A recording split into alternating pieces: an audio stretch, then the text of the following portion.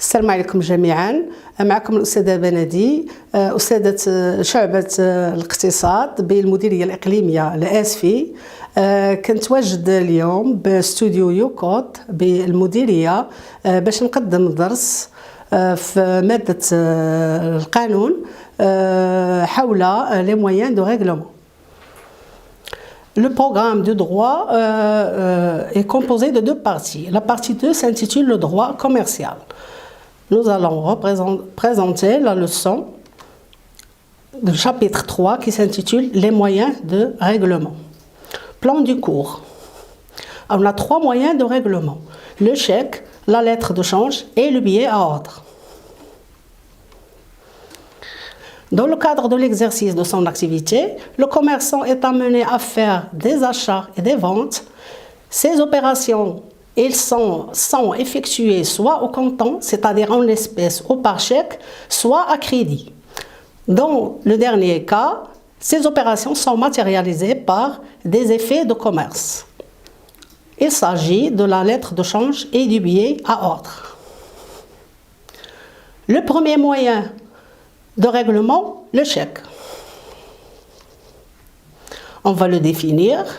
C'est un écrit sur lequel une personne appelée tireur, ayant des fonds disponibles en banque, donne l'ordre à sa banque qu'on appelle le tiré de payer une certaine somme à son profit, c'est-à-dire à lui-même, ou bien à l'ordre d'un bénéficiaire que ce tireur désignera. Utilité du chèque, c'est-à-dire à quoi sert le chèque. Selon l'article 306 du Code de commerce, loi 1595 du 1-8-1996, entre commerçants et pour fait de commerce, tout paiement d'une valeur supérieure à 10 000 dirhams doit avoir lieu par chèque barré ou par virement. Pourquoi une telle obligation à la charge des commerçants? L'utilité du chèque consiste à ce que le chèque permet d'effectuer des paiements sans déplacement d'espèces, éviter les risques de perte et de vol, et ceci en permettant à celui qui paye de conserver la preuve de l'opération et de diminuer la circulation des billets de banque. Création du chèque. D'après l'article 239 du Code de commerce, le chèque doit contenir, c'est-à-dire des mentions qui sont obligatoires. Par exemple, la dénomination du chèque, elle est insérée dans le titre même du texte, même du titre. L'ordre de payer une somme déterminée, la somme à payer, elle est écrite en chiffres et en lettres. Le nom du tiré, c'est-à-dire de la banque qui doit payer le chèque. Le lieu de paiement, c'est-à-dire l'adresse de l'agence bancaire où le paiement doit s'effectuer. Le nom et le numéro de compte du tireur. Le lieu et la date de création du chèque. Et la signature du tireur, c'est-à-dire de celui qui émet le chèque. Exemple de chèque. On voit ici le nom de la banque, c'est un exemple, Banque Orientale. Payé contre ce chèque, ici on a le montant en lettres. À l'ordre 2, c'est le nom du bénéficiaire. À Tanger, le 15/4/2016, c'est la date et le lieu de création du chèque. Et la signature, c'est celle du tireur. Et en bas au milieu, c'est le nom et le numéro de compte, c'est du tireur. Transmission du chèque. Comment il est transmis? Selon l'article 252 du Code de commerce, le chèque stipulé payable au profit d'une personne dénommée avec ou sans clause expresse à ordre est transmissible par la voie d'endossement. Qu'est-ce que c'est que l'endossement? Ou bien à quoi consiste l'endossement? L'endossement désigne l'action qui consiste à ce que le bénéficiaire appose sa signature au dos d'un effet de commerce ou d'un chèque, c'est-à-dire signe au verso de l'effet de commerce ou bien du chèque, dans le but de le transférer à l'ordre d'un autre bénéficiaire. Ici, il y a 3 cas. Le chèque au porteur ou bien sans indication du bénéficiaire. Dans ce cas, le chèque circule par transfert, mais cette formule est risquée en cas de perte ou de vol. Le deuxième cas, chèque à ordre ou à personne dénommée ou bien à moi-même. Dans ce cas, le chèque est transmissible par voie d'endossement.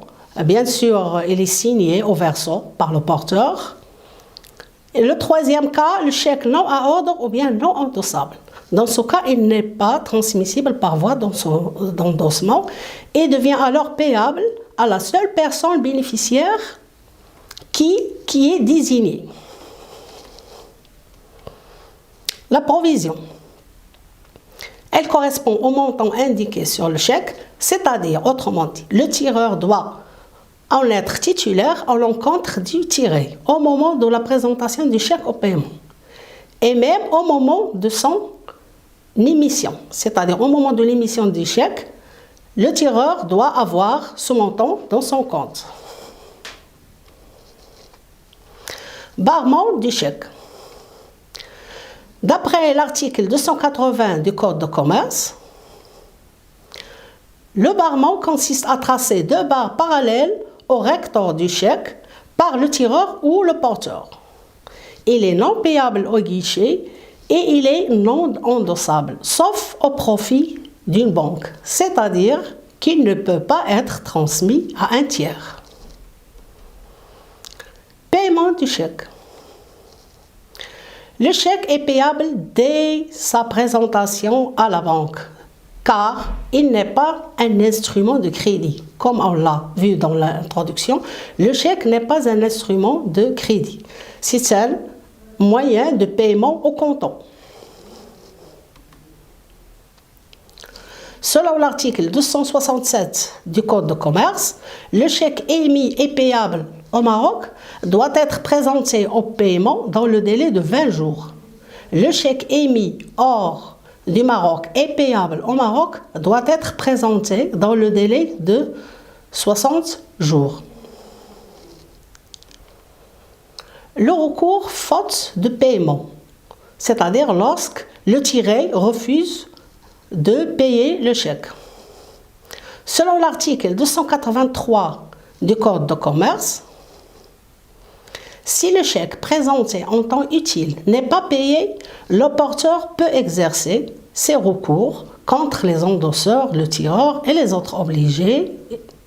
Comment? En constatant le refus de paiement par un protêt. Qu'est-ce qu'un protêt? Le protêt, c'est un acte authentique par lequel le porteur d'un effet de commerce ou d'un chèque fait constater le refus de paiement. Il est établi par les agents de secrétariat, greffe du tribunal, au domicile de celui sur qui le chèque était payable et doit être établi, bien sûr, pour être légal, avant l'expiration du délai de présentation. Synthèse. Le chèque est obligatoirement tiré sur établissement bancaire.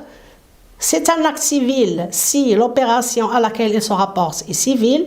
C'est un acte commercial si l'opération à laquelle il se rapporte est commerciale. L'émission du chèque suppose au préalable la disponibilité de la provision. L'émission d'un chèque sans provision est un crime.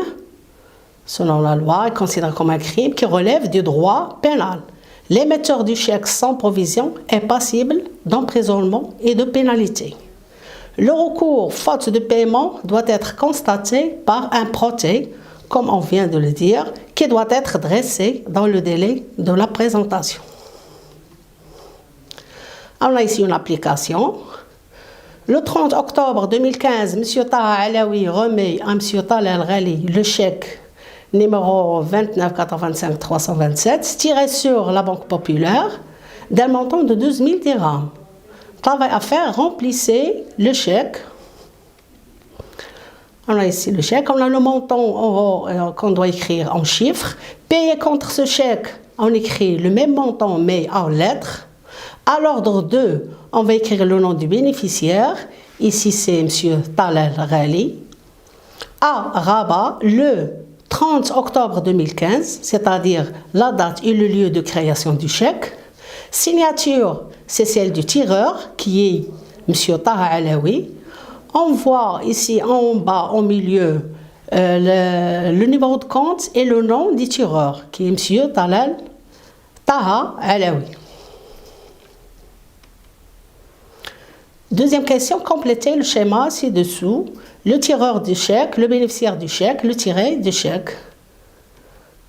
Comme correction, le tireur de chèque, ici pour notre exemple, c'est M. Taha Alaoui. Le bénéficiaire, c'est M. Talal Ghali. Le tiré du chèque, c'est la Banque Populaire. Alors maintenant, on va entamer le deuxième moyen de règlement qui est la lettre de change.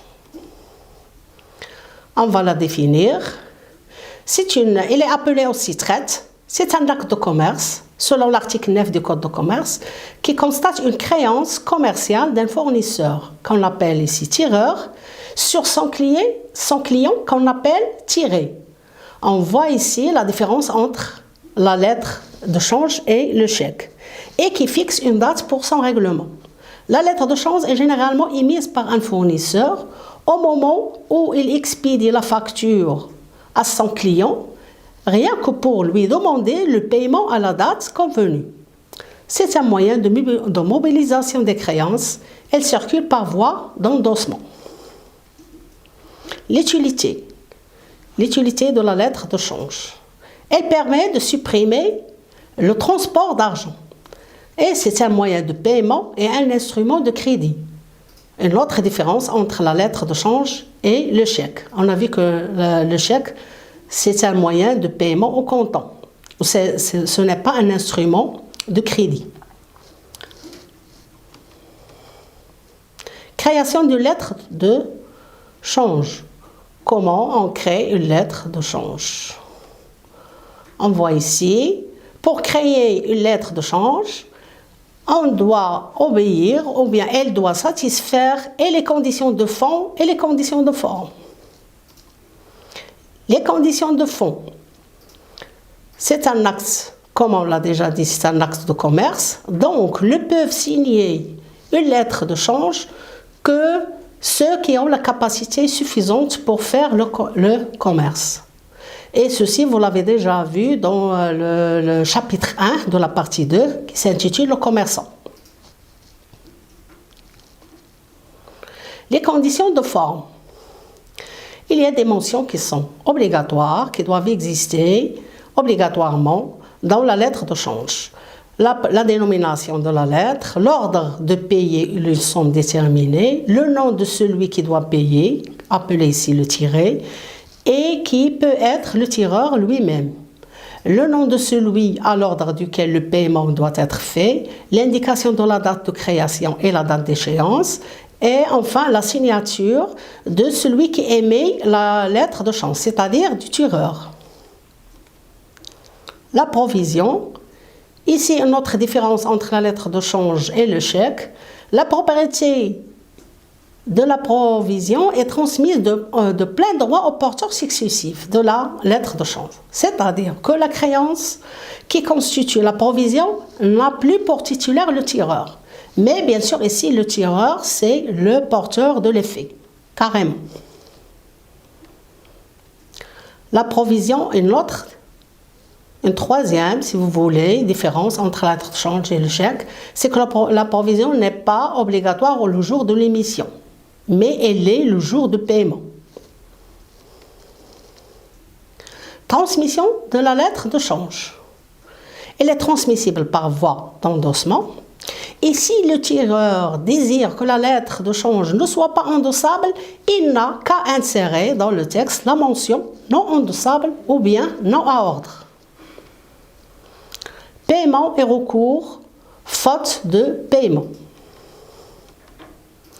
La lettre de change doit être présentée au paiement à l'échéance ou bien dans les 5 jours ouvrables qui suivent la date d'échéance. Si, à l'échéance, un effet n'est pas payé, le bénéficiaire établit un acte authentique.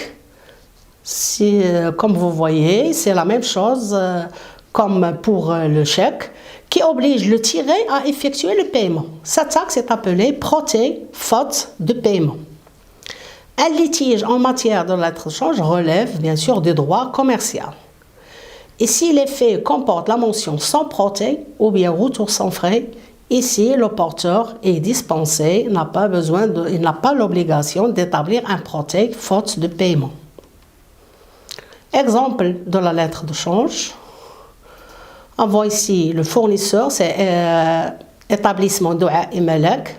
Veuillez payer contre la présente lettre de change à l'ordre de établissement Doua et Melek, c'est-à-dire c'est lui le bénéficiaire. La somme de 70 000 dirhams, il est écrit en chiffres et en lettres. Ici le tiré, c'est-à-dire celui qui doit payer la lettre, c'est établissement Nord. Et enfin la signature du tireur. Maintenant, le deuxième moyen de règlement, le billet à ordre. On va le définir. Le billet à ordre peut être défini comme un écrit par lequel une personne, appelée ici le souscripteur, s'engage à payer à une autre, appelée le bénéficiaire, ou bien à son autre, une certaine somme à une échéance déterminée. Ici, le billet à ordre diffère essentiellement de la lettre de change en deux choses. La lettre de change est un acte de commerce, quelle que soit la nature de l'opération à laquelle elle se rapporte. Le billet à ordre n'est acte de commerce que s'il se rapporte à une opération commerciale. Le billet à ordre obéit aux mêmes dispositions que la lettre de change en ce qui concerne l'endossement, l'échéance, le paiement, le recours, faute de paiement, les protées. Exemple de billet à ordre, on voit aussi le souscripteur qui doit payer le montant, c'est Khalid Info, le bénéficiaire c'est Endo Sal et la signature de souscripteur. Notre leçon touche à sa fin, c'était le chapitre 3 de la partie 2. C'était aussi la dernière leçon du programme de droit pour la première année baccalauréat sciences économiques et gestion. J'espère que ça a été clair. Mes chers élèves, je vous remercie de votre attention.